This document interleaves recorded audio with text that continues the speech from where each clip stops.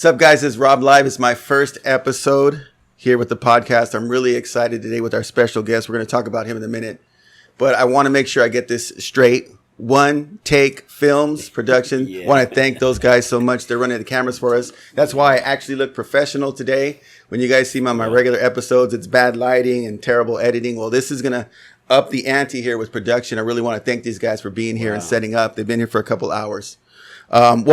I want to get to Rob Live, the podcast. Now, I know that the actual show that we do talks about sharing quotes and then learning insightful messages.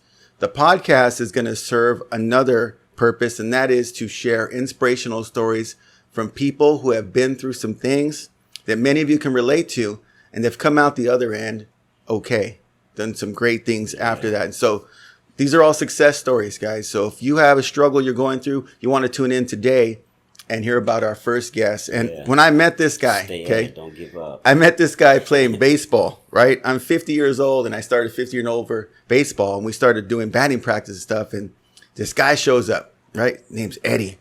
And Eddie plays every position on the field.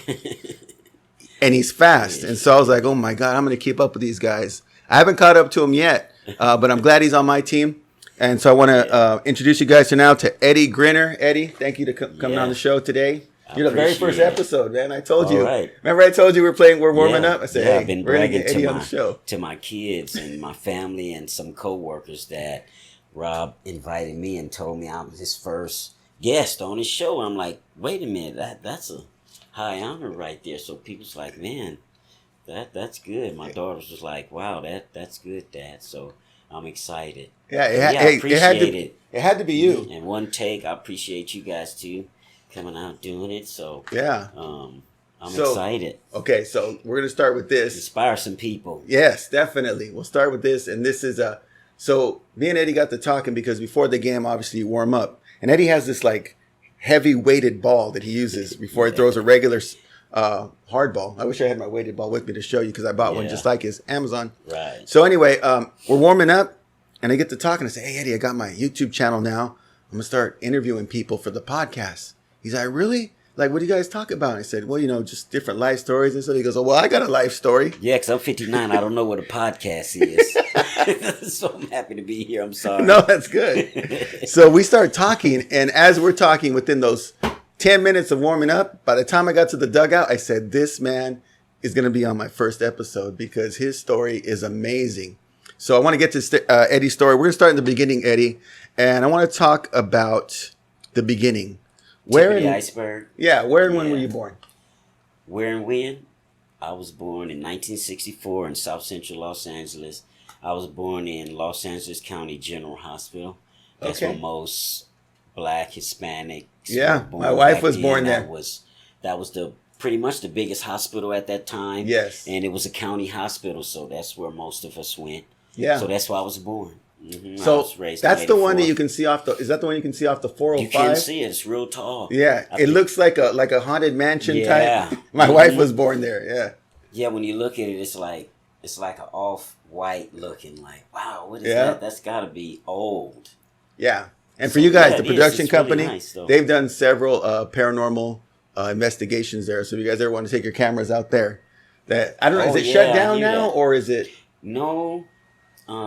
Unfortunately, about 6 months ago, my wife was in USC Medical Center out there because she had a medical episode. Yeah. And we were asking about it, and they said they were going to turn it into like homes for homeless.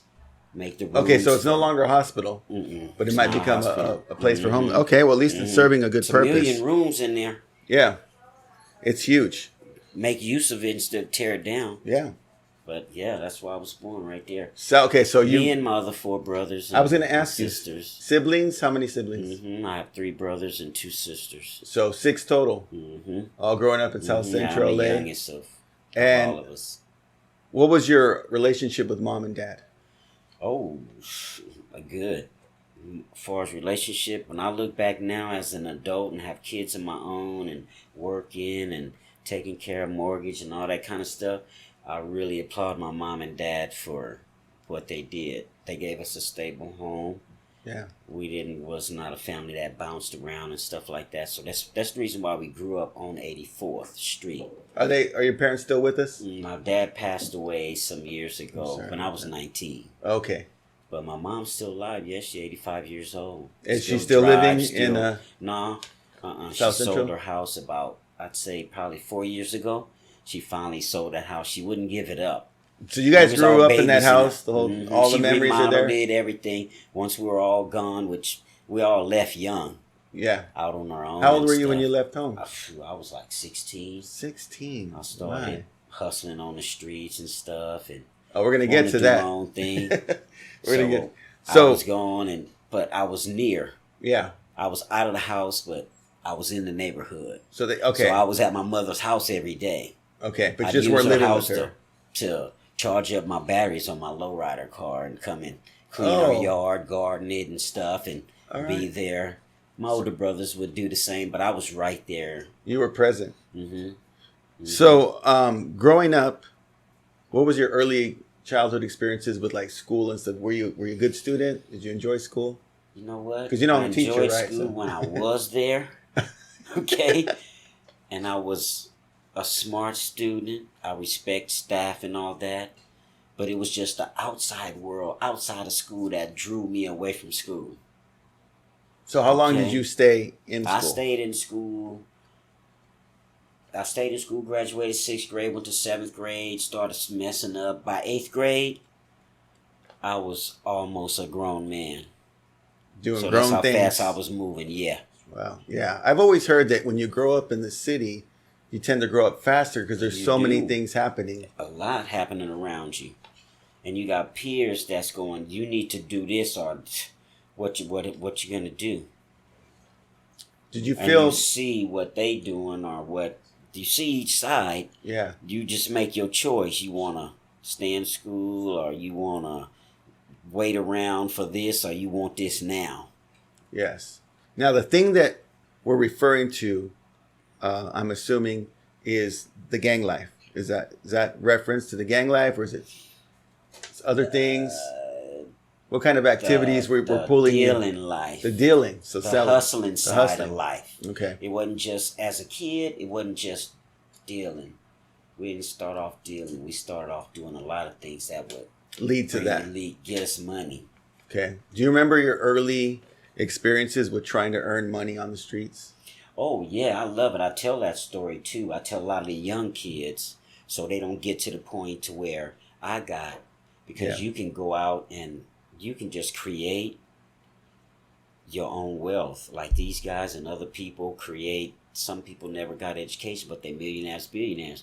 But what we did, that back to what you asked me, is when we were young, 12, 13 years old, even younger, when we got out of school, we would take my parents' edger, lawnmower, brooms, rakes, and 4 or 5 of us, we on our feet, start hitting the corners.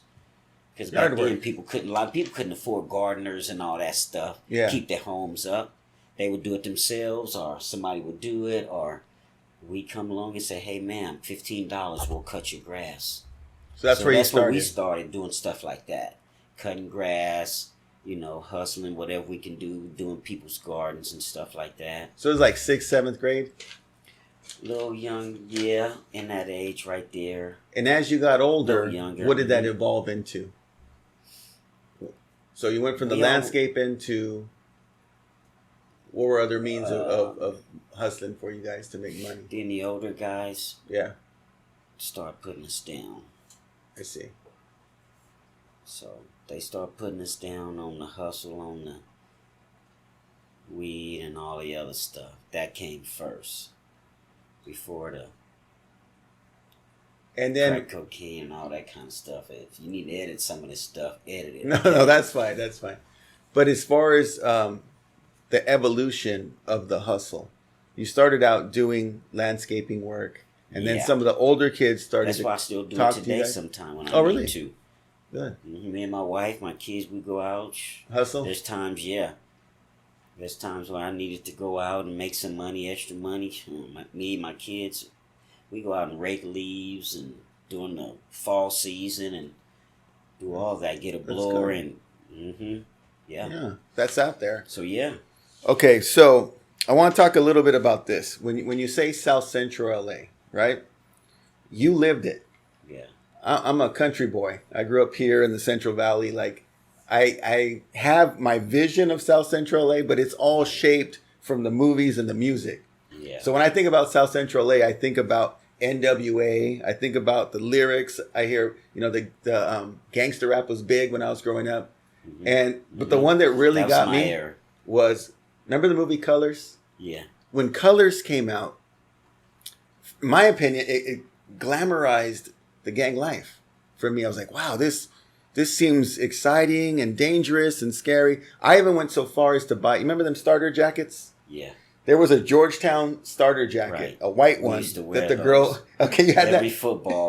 football team. Yeah, I don't. Okay, yeah. Cut you off. The Raiders, especially, right? Yeah. So I remember the girl in the movie. She had that jacket. I was like, I want to get that jacket, and I asked for that for Christmas.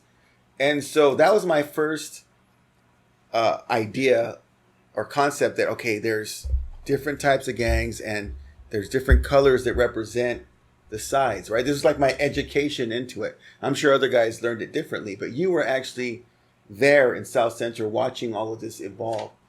What can you tell us about the comparison between what the media depicted and what was really going on in the streets? Was it an accurate depiction? Some of it, but what they leave out is all the death and all the pain and all the suffering. Okay, they glorify it because they want people to Watch the movies, watch the movie, buy the record. But if they show all the truth, then you have a different story. People come out looking at it a little different. I sense when you say that, I sense some pain there. Did you lose some friends? Did you lose a lot of people growing up? At least 20. Wow. Probably more if I start counting them.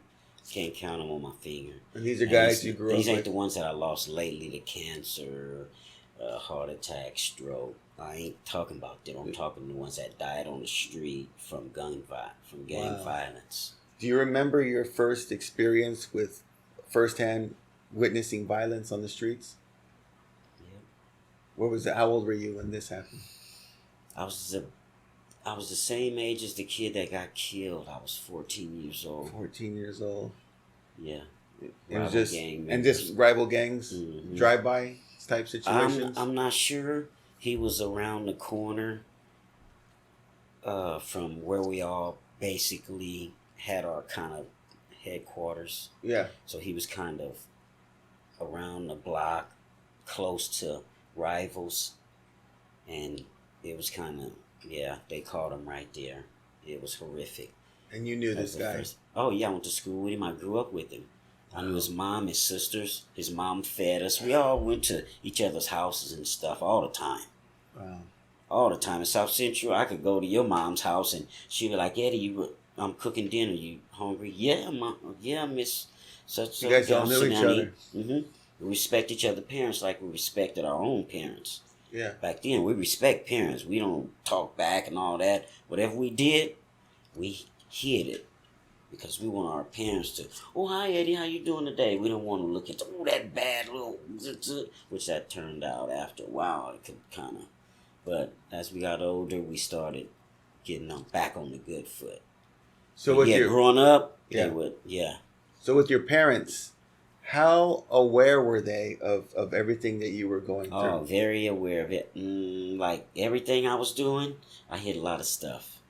My parents don't know a lot of stuff that I did because I hid it, but they knew about the hustle and all those type of things. So we now get to high school age. Where'd you go to high school? I finished high school in juvenile hall. Okay. But did you start at a certain school out in L.A. or you like already? I said, when I started getting into a lot of trouble around the 8th grade, I went to the 9th grade in Fremont High School. Okay. But before I finished... What city's Fremont? Los Angeles. Okay. South Central L.A. So you're at Fremont High School in my neighborhood. And so everybody went there. So you started there, and then as you started to get in trouble... So, Hispanics, yeah. what was your All of first? What was your first initial experience with the Crips? Because I know you had mentioned that was the gang that you were affiliated with. My first experiences with the guys that I grew up with. So, do they ask you invited We in, just or like how does it we happen? just evolved into it.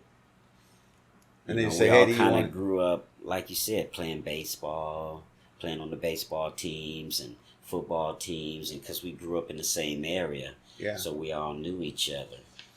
So, like I said, we were really these guys that looked up to these older guys, which, and back then there was a lot of pimps. Back then, pimps, it was a lot of pimping back Yeah. then in the 70s, 80s. Now, these pimps in your area, were they Mhm. like people looked up to them because they were making good They money? were And true pimps, yeah. They were true pimps back then. They really had their stuff together. They drove and you nice guys cars, admired had that. nice clothes. Would these guys ever come to you and advise you or try to guide you in any way? Or Not on that level because I respected women more than that. yeah, I didn't want no part of that right there. yeah, Putting women on the streets. Now I didn't want to make money off women. I love women too much for that. I never got into that. okay, So but I looked up to them because they had nice clothes, nice cars, nice jewelry, lots of girls. Okay, that part drove me to liking them. But when I got into the D game, then some people would think I was a pimp because I had a lot of girls with me on my team. but I that wasn't your business. Mm-mm. You were in the sales. Mm-hmm. So you would say that by freshman sophomore year, you're out of school by then and just hustling full time, or where are you at that Well, point? like I said, I did do some time in juvenile hall. Okay, I went from Fremont High School in the 9th grade. I ended up going to an all boys school in East LA. now that So all boys school. was called Jackson High School, Okay, but it was for all boys that was screw ups that wouldn't get kind of like a together in continuation school. type Yeah, school. and Okay, it started from 10th, 11th, and 12th, and I ended up going there from 9th, 10th. I went there 9th, 10th, and from there I ended up going to juvenile hall. yeah. So I finished 12th grade in juvenile hall. I got my diploma and stuff like that. And then I came home. I was done with school by the end. You're done with school. Mm-hmm. So then you're out of high school. What's your next move? I signed up to go to college. I signed up to go to Sierra College of Business. Okay. But at that time it was 80, 81. A lot of the hustle was starting. So there was like a I lot more mentioned opportunities for you on the street that were The street hustle was more inviting than college. okay, and the money So, was I went and I finished school, but I hustled at the same time, and I just continued to hustle until I start. Yeah. okay. So now I want to get to this pivotal. Well, I'm assuming a pivotal moment in your life because this is the part that you had shared with me, and I believe you said at around 17 years old you were shot in the stomach. Yeah. Is that correct? Around that Mhm. age? Mm-hmm. So tell us a little bit about that situation and how that, kind of changed the trajectory of your life. It was after I had got out of juvenile hall. You were graduated from high school by then, or Mm-hmm. okay, Mm-hmm. And I was still running with the fellas and doing my thing. Yeah. And was at the wrong place at the wrong time. got caught up.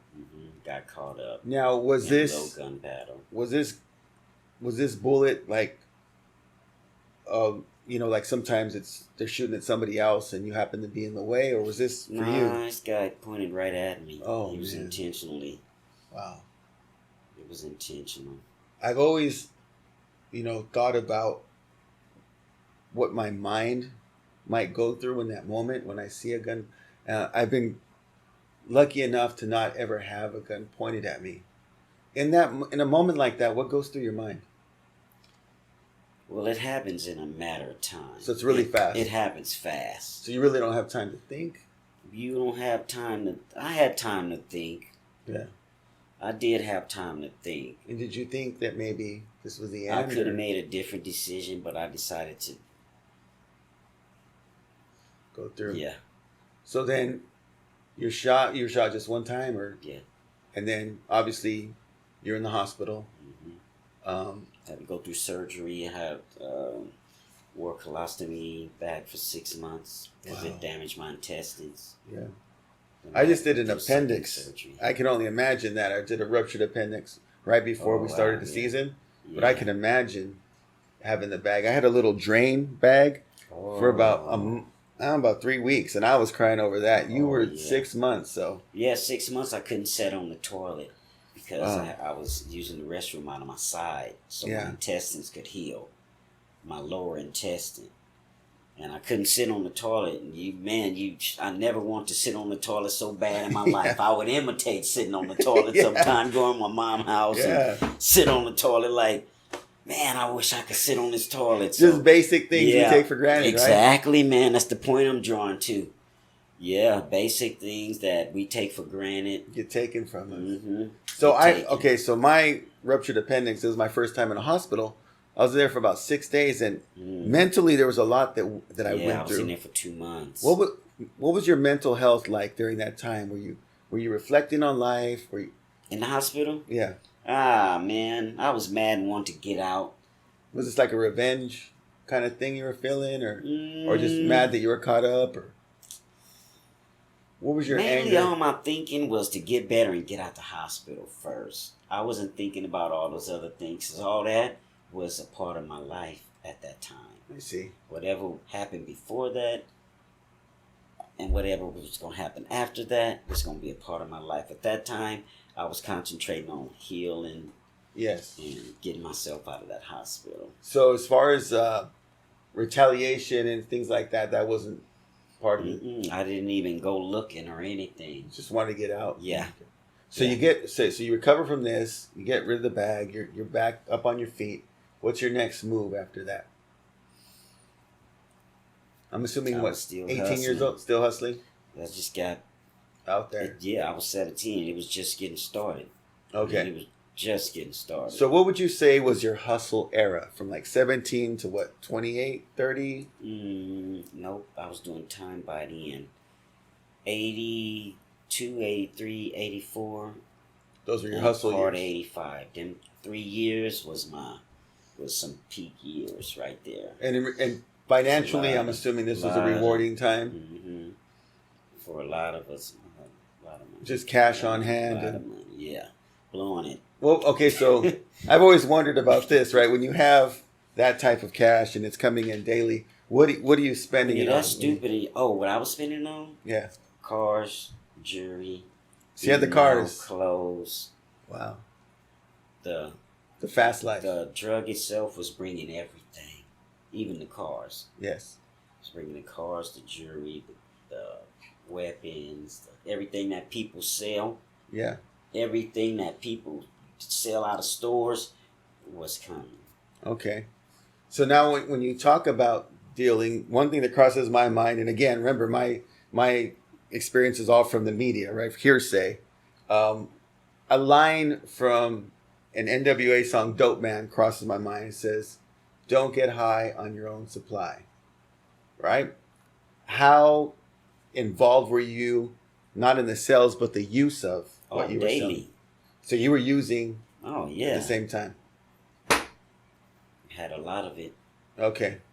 And so that probably affected your mindset as well in regards to decision making, etc. I was just young. Just young. The drug use itself didn't hamper me. Probably financially if I wasn't doing it, because, when you're using it, that's money that could be used. You know what I'm saying? Yeah. But I just wasn't smart enough to save. That's my biggest downfall. I thought it was going to be forever. Being young. Through it. Being young, not saying, my daddy used to tell me, hey, the bottom going to drop out one day. You better be saving. Here, Yeah. Okay, he was right. So So it ain't you gonna you be then forever. okay. So you're going through that, and then you said that at one point you returned to being incarcerated. Around what time did that happen? Like I said, up to 85 is when I 85, started. and then Was and then you went back in. Now, when you were incarcerated, is this in Los Angeles? Is this Los Angeles County Jail. Los Angeles County? And how long were you in there? First time I stayed in there about 3 months. Is this the Twin Towers? Nah, that was way before those was even built. Oh, okay. This was in the mid Before 80s, that. early 80s right there. So they didn't have the Twin Towers yet. I don't know nothing about that. I've driven by them. Yeah. Since I've been paroled over 30 years now. I've driven by them, but I've never been in there. No. So you did 3 months like there. What it used to be, I don't know, I can't even remember the names of them anymore. It's been so many years. But that was just a 3-month stay. 3 months, then I went back to county jail for 6 months. And then after that, they started sending me to prison. And then prison, I think you said a total of, 7 years? Or was it 10 years total? Total of 12 years. Now, in terms of straight time, like how many? 5 and then 7. So you did 7 straight.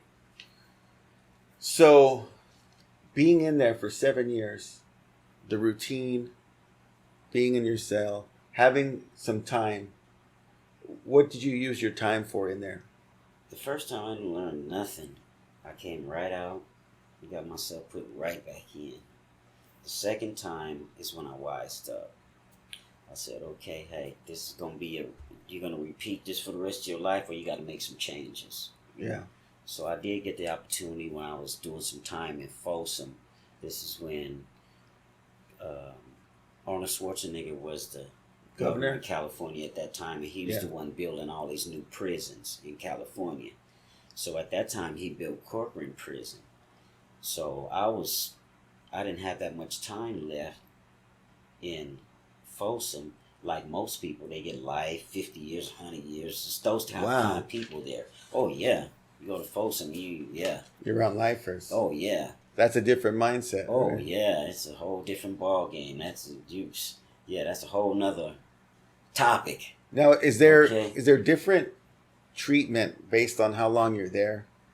I mean, do lifers carry themselves differently than short-term guys? You would fall under what, short-term? You basically got to carry yourself the same way in prison because all rules is for everybody. I see. But the lifers have a little more leeway because they're there for life. They have to deal with those guards for life. Those guards got to deal with them for life. Wow. So they get a little more leeway. Okay. People coming and going, okay, you got your, you get your yard time, you get all those things. Yeah. But the lifers, most of them are on like, in Folsom, they're on like the 4th, 5th floor and stuff. They keep them all together. You don't, so they are. Do you socialize with lifers? Yeah, are they completely lifers, it's an eerie feeling to be sitting with you and know you're never getting out. So, going back to the movies, in the movies, it's always the lifers who are imparting wisdom on the young guys. Yeah. Is this accurate? Yeah, because they're reflecting back on, man, if I could have changed, I wouldn't have did this, and don't do that. So that's kind of what it is. Do you recall any of the advice or? Oh, yeah. That they shared with you? What were some words of wisdom that you heard from the lifers that maybe might help some of our listeners? Basically, the same thing I did is change your ways. If you want circumstances to change, then you got to be the person to change them. If there's certain things you're doing in your life, you got to change that. If it's negative for you, if it's harming you, you got to change. You got to change it. Nobody gonna change it for you. But it's good to get advice from older guys, even younger guys that's got wisdom. There's younger guys that told me too, hey, I've been saved by a lot of people, younger people and stuff, so don't do that. And I'm assuming some of these guys just came to you and said, hey, I see a change in you. I see that did they actually recognize that? I've had that.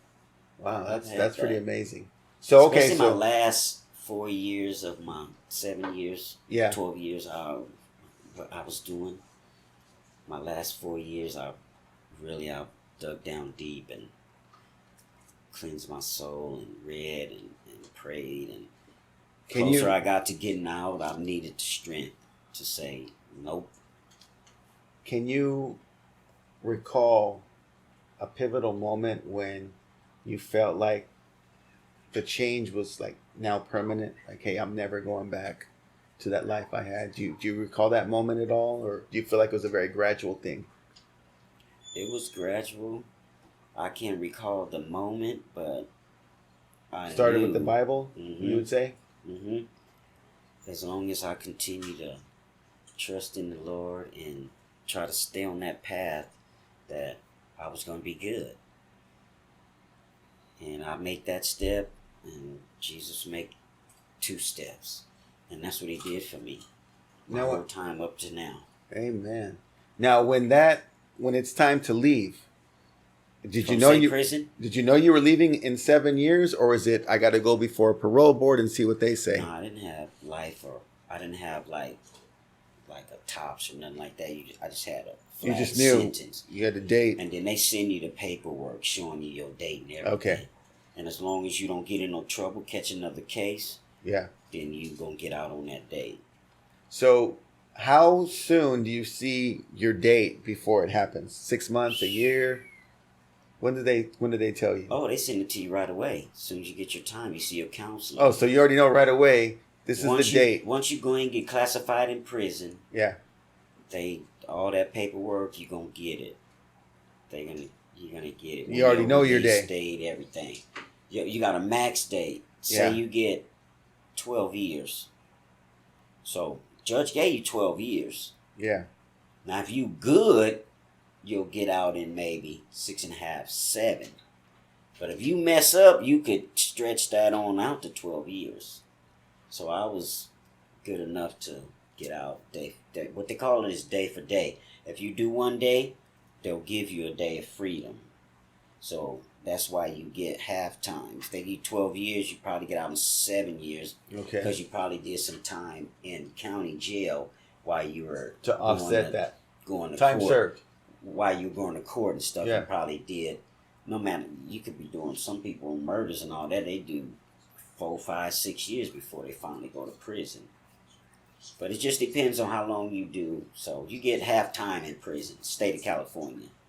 I'm assuming that last week before you leave is like the longest. Was that the case, or were you were good? It wasn't the longest. No, it was the same. It was the same. I was just excited every day that it got closer. And you remember that day? That 2 years, you get down to that year, you get down to that 8 months, man. That 6 months. That once you get to that 6 months, man, it's like, oh man, ooh, I'm gonna be free here soon. 7 years. So after 7 years, what is that moment like when you're leaving and you know you're not coming back? Like you got your clothes, I'm assuming, and you're walking out. What goes through your mind? What was that feeling to finally leave? After the CO tells you, "Oh, we see you soon," and I looked back at him and told him, "No, you won't. Not me." That second time I paroled, they tell you that. They tell them, "Oh, I'll see you when you get back." Wow. Because they know 90% or more people come back. That's just statistics. And you told him, not me. I looked at him and told him, "Nope, not me." And was that Corcoran that you were released from? That was Corcoran State Prison. Yep. So let's get to this part, because this is the part that really stuck with me when you shared your story the first time. You did not want to be paroled back in Los Angeles because you felt like that was the same environment that you just came from. So instead you get paroled. It's a powerful environment. It's all the guys I grew up with. Yeah. All the, just it's just the whole neighborhood people. And so you just want to be with them because they friends, they family. But they're still doing. Some are. Some aren't. Well, back then, we still talking some 30 years ago, back in 1992. Yeah. Yeah. Are you still connected to some of the guys as far as talking? We still every year we have a reunion on August 4th. Wow. August 4th we have. What's that date signify? Because we grew up on 84th. Oh, okay. That was your street? The 8th month is August. and then 84th is when we use the 4th day of Okay. August. So August 4th is 84. So now celebrations. you're out. You get released from Corcoran. Where do you go from there? After 7 years, where do you go? Well, like I said, I wanted to parole here in the Valley because I Yeah. wanted to find a job out here and make changes in my life. So that's what I did. I tried to parole to Fresno, and they denied me and said, no, we don't want any drug dealing gangbangers here. We got a problem with them now. So I was denied, but Visalia accepted me. So you released this Visalia? I think that was God's plan. And you've been in Visalia ever since? Mm-hmm. Other than I moved to Fresno for some years, and then I moved back. Okay. Mm-hmm. So that was you God's get out. plan. It was a wonderful place to live. God's Still plan. right now today. He's always got a plan for us. Always does. If You we're just ready to gotta see listen. it. Yeah. Can you just see gotta, it? Yeah, recognize it. You listen. Okay? You follow. Mm-hmm. Peaceful place. Back then, it wasn't as big as it is now. Yeah. It's like the population is like doubled right now. So this is the time. Yeah, it's huge. So peaceful and quiet. Parole was so just You were like, peace. awesome. Yeah. So now you're out, and I'm assuming this is the point where you start to make all the steps necessary not to return. Right. So employment-wise, what was your first job out? My first job, I worked at Gang Nail Trust Company out on Goshen and I think Shirk Road. Yeah, Goshen and They had a Shirk. big old outfit. Back then, that was when it was the housing boom. And boy, they were making a lot of trust. They built trust for homes, businesses. So what is a trust? A trust is at the top of your house. You know that it looks like the peak of your house, how it goes up like a triangle. Yeah. You have truss in a row, and then your roof comes down. Okay. So they built all those different sizes, shapes, and all that. All right. So all my construction people, I'm sure you guys know Yep. trust. I was thinking of trust. Like you know, trust you, you trust me. You know the document Yeah. that where you inherit something it's from. TRUSS if I'm correct. Yes, TRUSS, not Okay. TRUST. Trust. Yeah, trust. All right. They call them trusts, and they're at the top of everybody's house, businesses, everything. That's what they use to make the big peaks and all that stuff. Okay. So at that time, they were a booming business. They had that whole corner over there. How long were you with them? I was only with them for about 7 months, and then I got my first welding job. Which is what you do today, Mm-hmm. welding. I did go to vocational welding in Corcoran for 1 year and got my certifications. And then luckily the state was building all those prisons. Yeah. And that one Corcoran prison was the first prison. And they had vocational welding, auto mechanic, body and fender, wood shop, and you decided paint on shop. welding. Mm-hmm. And I said, "Well, hey, There it is." yeah," because that was the whole purpose of me leaving Folsom. I didn't never get to that point because when I was doing my time in Folsom, Yeah. I was programming, and they call that programming. Mean you doing what you're supposed to do, not Following getting your in program. trouble. Mm-hmm. You following you following the program. Yeah. Stay out of trouble. Do your time so you can get out of here. So my counselor called me in one day from my cell after work and said, "Hey, Grinner, you've been programming. You don't have that much time. There's a new prison opening in Corcoran, California called Corcoran.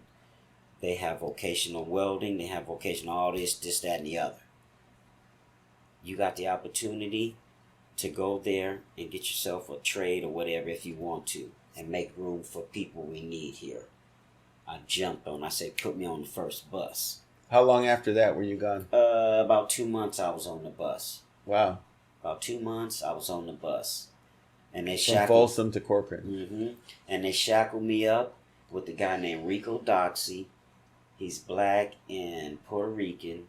And I've been trying to find him ever since I've been out. You remember his name? What was his name again? Rico Doxy. Doxy. Rico Doxy. He's black and Puerto Rican. Okay. Rico Doxy, if you're out there.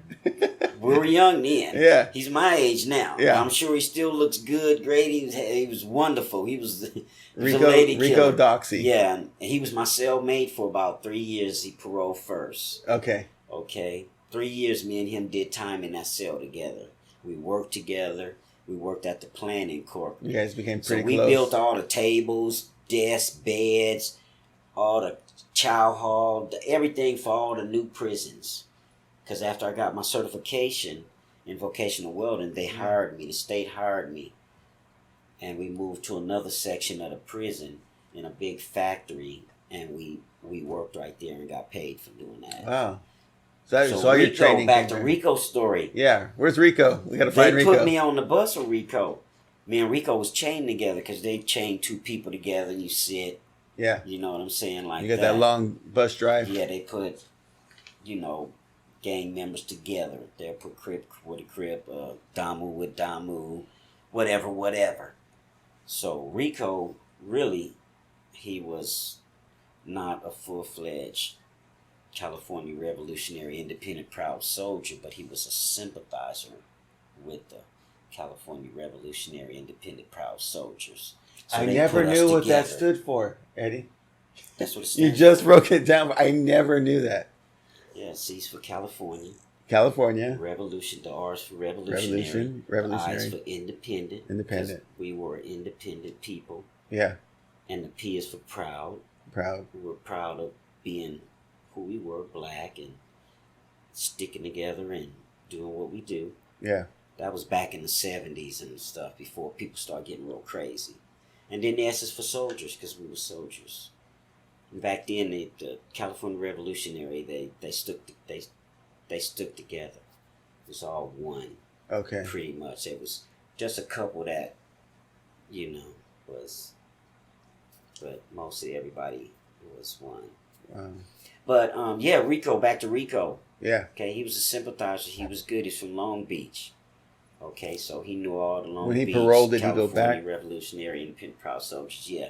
So, we rode together. So we're talking about, hey, man, what you gonna do? What trade you gonna take?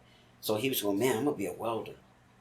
Because some years ago, I took a part-time job, and this guy had me welding on a wrought iron fence downtown at the sports arena. This is Rico talking? It's Rico Doxy. So we talking the whole way, because it's like a 3-4 hour drive. So he gave you the idea for welding? And we both went to that school together. We graduated, everything. I graduated top of my class.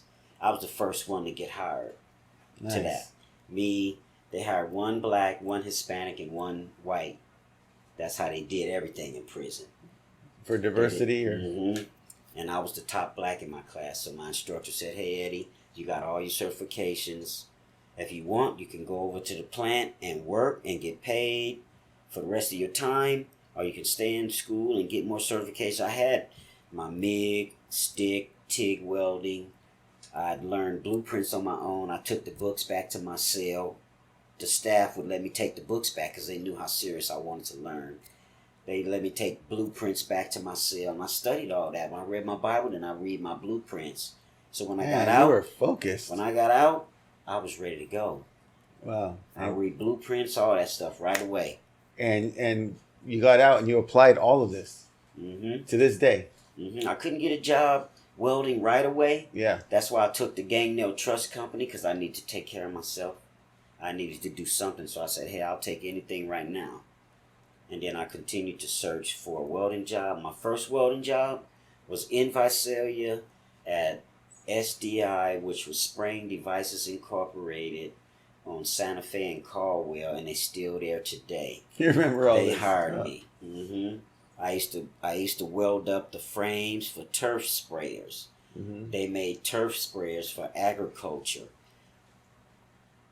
They would mold these hard plastic deals, and they would mount these, like, they look like lawnmower motors. Some of them bigger than others. Yeah. And they would spray out chemicals onto the crop. Okay. So they made those things, like tons of them. So I welded up all the frames that they sat on. That was so much fun. That was I had your first my own welding department. job? Are you still with A them? lot of Caucasian people had owned that company, and they loved me. Wow. They gave me my own area, everything, and it never gave me a problem. I loved that place. But are you with them now, or you're with another company now? I'm with another company. So once I moved to Fresno, my first wife, she wanted to move to Fresno. All her family was out there. Oh, That's yeah. what drove me out there. And then I worked out there for different companies, and then I started building wine tanks, stainless steel wine tanks. And I did that for about 17 years. wow. And then my body started, I started getting older, and my body started breaking down, so I figured I better stay. Plus, having a wife and kids, I just decided I better find a job where I can stay home. It's a lot less strenuous work. Yeah. So I've been with Hellwick suspension products now for 7 years. 7 years. Yeah. And so you're there with your wife and your kids, and you guys live in Visalia. Every day, yep. It's beautiful. Now, let's go to this other side, the baseball, right? That's how I know you from the baseball team. How'd you get involved in all that? When I did live in Fresno, before I met my wife, I was single. Yeah. So there were some friends of mine I used to go over and visit them. And we were sitting at the table one day, and they were reading a newspaper, and they said, "Hey Eddie, look," because they know I used to play baseball. Because I told them, "Man, I used to play baseball and all that, right?" Did you play for the prison teams? Yeah, we played softball. Oh, okay. Against different yards and stuff, against each building. But you wanted to play hardball. Yeah. Yeah. Because that's what I grew up doing. Pitcher, Hardball. infield. Pitcher, first base, catcher. When I was little, infield. I never played outfield till I got to Fresno and got on the And now you're on pretty NABA much. league. Mm-hmm. How did you end up on the Braves? So anyway, they were looking in the newspaper, and they said, "Hey Eddie, look, there's baseball tryouts." So I said, "Wow, let me look at that." And you went So out I there. went to baseball tryouts. I thought it was softball actually, because I see everybody around Fresno, they playing softball. Yeah. I even played softball for the company I worked for. Me and my wife, Lakira, she played too. So anyway, it was hardball, and I got drafted to the Mets, and I played there. So it was for a 8 tryout, years. and then the coaches would pick who they was wanted. picking. I was the very last person they picked. I thought I was being discriminated against. I need to tell that story. I need to tell a story because I tell it to a lot of people. Yeah. There was 20 of us lined up after we had all caught in the outfield, did our infield. Do you feel like you did well in the tryout? Oh, man. I was like, I beat all these guys because I was out there diving on the ground after ball steal. I was only 35, 36 then. Yeah. So I didn't have all these injuries. I'm out there sliding, diving, making throws. And so we all lined up, to make a long story short. We all lined up. Me, all these big old beefy guys, and all the coaches in front of us. Mm-hmm. And they picking. Oh, you going to this team, you going to that team, you going to this team. All the way down, they picking all these guys. Down to me and this one more guy standing there. And I'm going, what kind of stuff How am I getting picked last? man? I'm going, what? Man, still? Yeah. I'm out here about to break my neck and everything, trying to show these guys, man, I'm gonna work hard on your team. But anyway, to make a long story short, they end up picking this other guy too. I'm still standing there. Wow. So anyway, at the very end, coach walks up to me, Lynn Ruggiero. He was the league president. Kind of like what Tim does now? Mm-hmm. He had already picked me. Oh. He just didn't want the other coaches and everybody to know I already took this guy. I was so taken aback from that. I was like, whoa, here I am thinking that these guys hate me. And you've already been picked I was up. picked by the league president already. Yeah. And they had a wonderful team. A wonderful team. And they had players that were good. But he picked me up.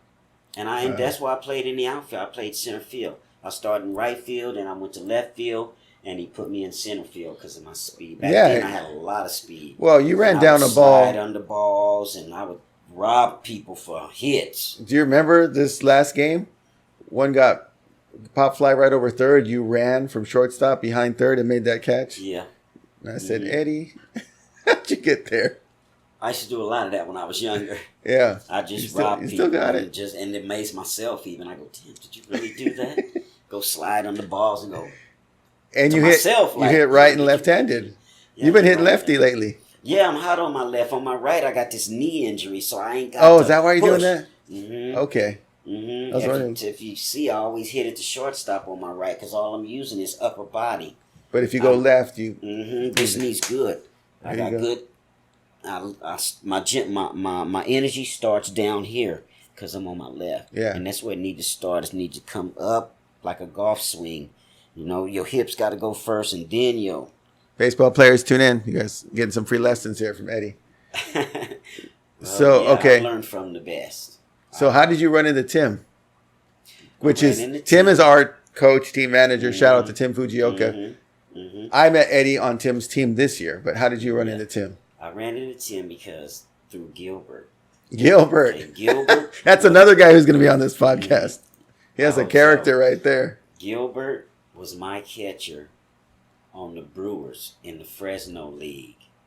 That guy's been catching for a long time. I took over that team because I played in the Fresno League for maybe 14 years or so before I came over to Tim's team in the 45 and over. So you were player coach? I was a player coach still. I was still in my 50s playing against the 18-year-olds. Wow. Out there. Striking them out. Doing it all. Taking them deep. All that. Anyway, that's how I met Gilbert. He was my catcher. So Gilbert transferred over to Tim's team. And every time I would bump into Gilbert at one of the baseball fields, because sometimes we would play where they would play.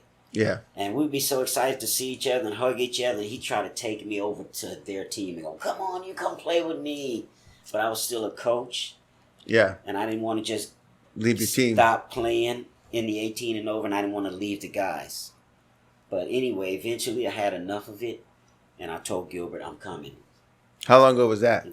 This is my third season with Tim's team. Oh, okay. So it's 23, so that was 21. Because we went through a tough time in 2021. And they shut down the league? And all that.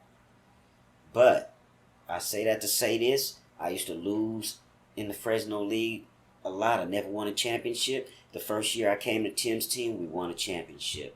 That was so elating. And I was part of the winning play. A guy hit a deep shot down the left field line. I happened to be playing left field at that time. And I was hustling like I normally do. I was so out of it that game, I didn't even know what the score was, how many outs there were. I was just making a normal routine hustle play. He hit it down the line. The ball hit the fence by the foul line. Yeah. So I was playing all the way regular where center field or left fielder plays. So I knew the ball was going. I couldn't get it. I was just running full speed to get to where it was going to be. Yeah. And I picked it up, looked up. Brooks was playing shortstop at the time. He was already out in center field to take the cutoff. And I let the ball fly. Perfect throw to him. He catches it. Turns, makes a perfect throw to Gilbert. At home. The runner that hit the ball was trying to score. And if he had scored, they would have won the championship. Which, like I said, I was out of it. I didn't know that at the time. Yeah. Brooks turns, lets the ball go. Perfect throw to Gilbert. Gilbert tags him right at the plate. Umpire calls him out. Everybody goes crazy. I'm like, what's everybody going crazy for? What I didn't know is we had won the championship. That was the game-winning play. And they said, you know what? Thank God you was there with your speed because I got to the ball fast. Congratulations. Yeah. And we won our first championship. My first championship in 20 years. I played over there in the Fresno League and just got whooped on a lot. But I had fun. I loved the game. So anyway, hopefully another championship this year, right? When we come back and talk about that. Yeah, we close. Well, playoffs are coming, folks. We close. So, hey, I'm just happy to, hear everything that you've gone through and the way you were able to process that and turn a negative into a positive. Yeah. From doing time to enjoying your life. From being dead, I could have been dead or paralyzed. So now for our listeners of the podcast, what would you say was the most important aspect of this change? What would you attribute this positive change to? Would you say it was your time with the mentors? Was it with the Bible? Was it prayer? What would you say? I'd say it was some of all those things. Loving my mother, not wanting to hurt her anymore. and my family, because they suffered too with me gone. Yeah. My second oldest brother, he cried on the phone, and that really hurt me when I got my time. And I don't want to hurt them anymore. I don't want to hurt myself. And I made a promise to God, if you deliver me out of these walls, that I'm going to be a different person. I'm going to be a changed person. I'm going to be somebody that you can look and be proud of. And look at you. Mm-hmm. Mm-hmm. And I asked for girls. I said, please, if it's in the cards, may I have a daughter, a son? Yeah, I have one son, 28, and I got 5 daughters. 5 daughters. 5 girls. Wow. And God said, oh, you want to be a girl dad? You got any ball players? Bam, bam, bam, bam. Yeah, they athletes. All right. Yeah. My 18-year-old, she played at La Jolla softball. Okay. Uh-huh. Man, she played at La Jolla, and she played at El Diamante also, where we play. Oh, and our right there where we play. El Diamante and Visalia. Mm-hmm. Man, Eddie, I'm just so happy to hear all of these things that you went through, and yet you're here with us doing positive things. You know, you're a positive light out on the field. You know, Eddie doesn't. I don't know if he realizes how much, you know, you've helped me as a player. You know, where to set up, you know, what plays to make, technique, etc. I'm getting coached up all the time from Tim, from Brooks, from you, from Gilbert. I appreciate all that. Yeah. So I'm glad you're with us, because you've made me a better player. Yeah. And I'm just so thankful for you today. Thank you for being on the podcast. Yeah, thank you for sharing your story. It's I'm happy. I'm happy to give insight. I'm happy to I'm so happy. I don't got the words for it, you know. That's all I want to do is help people in some kind of way that I can to make amends of some of the wrong I've done in life. Yeah. So I'm just trying to right some of that. Yeah. Well, and it's my pleasure. That's the word I was looking for. Yeah. To be helping you out on the field. And it's my pleasure to be here. Helping me out with the podcast. Yeah. You know, I was looking forward to it. It's a great episode. You know, my eyes was looking all bad and stuff this week. And I was like, man, I don't know. I don't want to go over Rob's house and looking all bad and stuff like that. You look great, man. Yeah, I prayed on it. And, hey, I'm here. Yeah. We even got professional lighting. Check this out. Yeah. For real. Thanks to our production company. Yeah. So One Take Films. Ooh, I got it right. Yeah. For anybody that I can inspire, I hope with my story, I've inspired some people. Oh, I'm sure you have. Yeah. You've inspired me. There's one already. Keep going in life. Don't never stop. Don't never stop. Don't never give up. I got a shirt that says never give up. That's one of my favorites. Amen. If you don't give up, stay on the straight and narrow, they're gonna even out for you. Yeah. And it did. Yeah. So thank you for being here. Thanks for being an inspiration. Thank you, One Take Film Productions, for taking care of us here with the cameras and lighting. Really appreciate you guys. And so we're going to close out. Seeing you guys do big things. Yeah, look at Eddie's. Yeah. Eddie's on your side too. Yeah, can't lose now. You got Eddie. Yeah, definitely. So that's it we have today for our very first podcast episode. Thank you all for being here today. Wow, this is Rob Live, and I always end every episode, and I'll do this here, with some love, peace, and chicken grease. We out. Peace and love. Nice. Thanks, Rob. I enjoyed it.